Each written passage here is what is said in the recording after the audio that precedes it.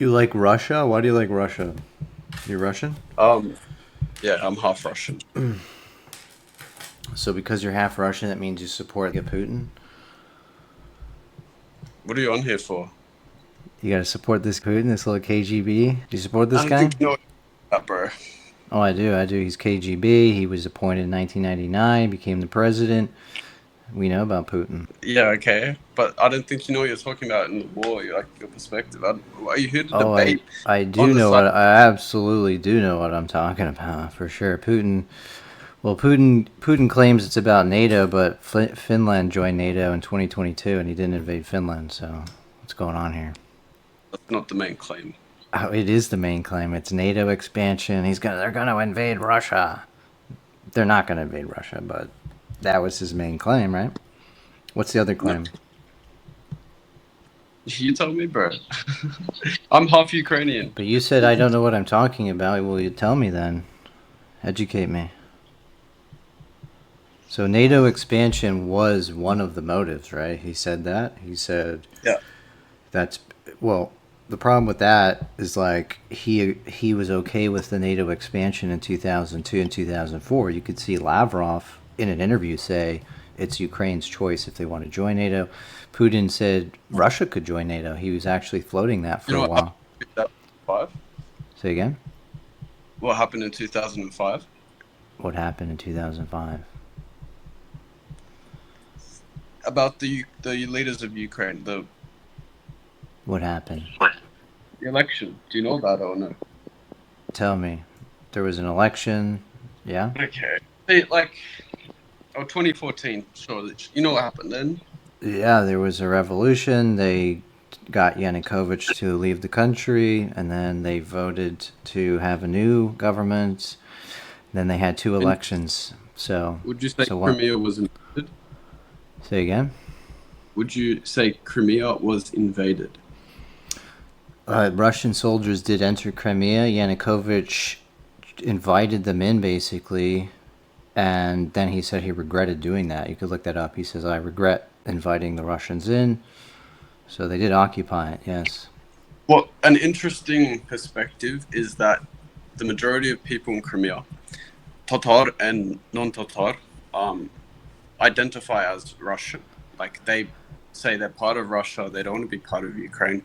And now, if you go to Donbass, Donetsk, where my Yeah, family, that um, that's the majority not of people also identify that as doesn't. Russian. It's not how countries work, though. Like the majority of Californians identify as Mexican. That doesn't mean they can just leave the United States and join Mexico. You see what I'm saying? I Like said it was an interesting perspective. the I didn't say the I didn't say the like legislative reasoning of why. But like, You know, if they wanted to do a referendum to leave, they would have had to go through Ukraine and not have Russian soldiers come in. To have Russian soldiers come in, that's an occupation, right? It would be like Mexican soldiers, they but can't because it the would war must end before no, but Zelensky ruling Ukraine.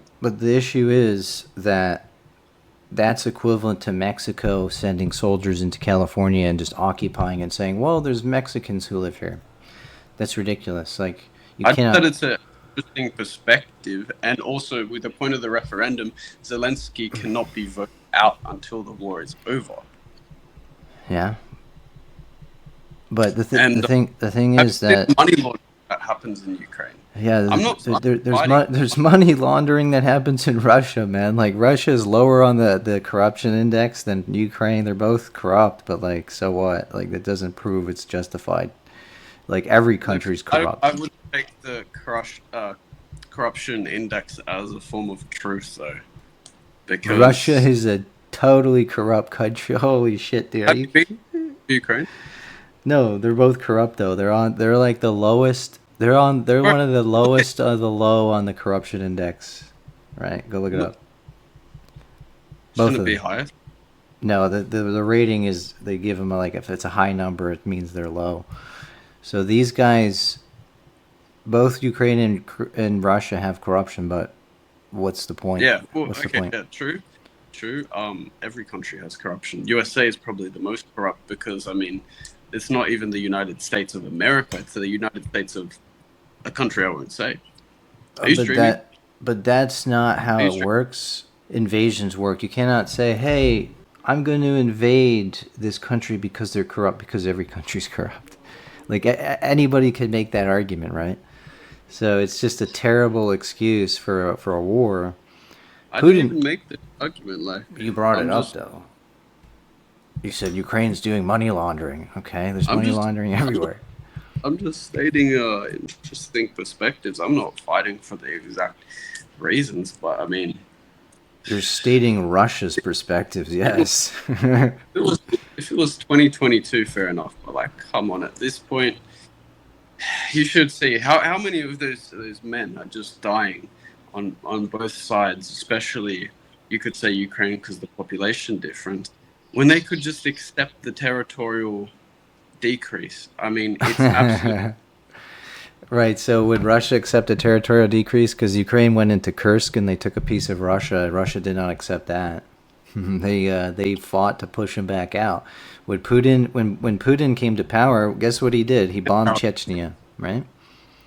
Why did he do that? Honestly, he bombed Chechnya. He bombed Chechnya because those Muslims wanted to separate from Russia. So Russia doesn't accept any territorial losses, but Ukraine has to accept them. That's what Russia's saying. I don't like what happened in Chechnya at all. So why do you support Putin then?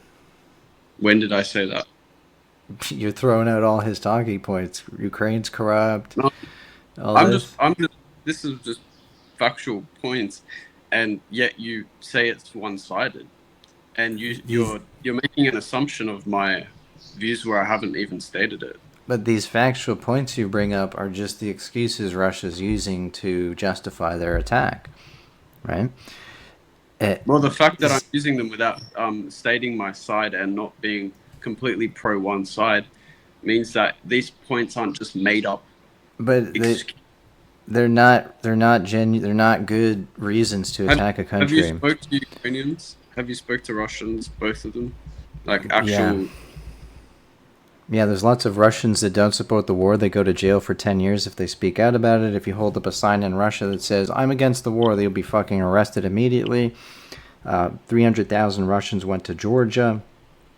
You had numerous Russian politicians speak out. They were exiled. Some of them were killed. Some of them ended up dead. Navalny was poisoned in prison. I mean, dude, it's a dictatorship. Like, you cannot say anything against the war. It's illegal. Right? They made it illegal. Like, the second the war started, they passed a law that says that's not even a surprising thing, because it's the same thing in USA to a certain extent. You could argue that's a dictatorship. I don't like. So you're just deflecting to the USA? Because you're from there, right? No. Where are you from? I'm from Canada, but the USA is not a dictatorship because Trump can't just arbitrarily arrest some guy for criticizing him. Like, if that were the case, there'd be thousands of people in jail. Whereas Putin, to a certain extent, Putin can arrest anyone. Like, let me tell you, he can arrest anyone at any time. Like, if you just hold the fucking sign up, there's videos of Russians holding up like a blank piece of paper just as a symbol, and they're arrested. So yeah, and I'm sure Ukraine's got some issues with that too. They've had martial law.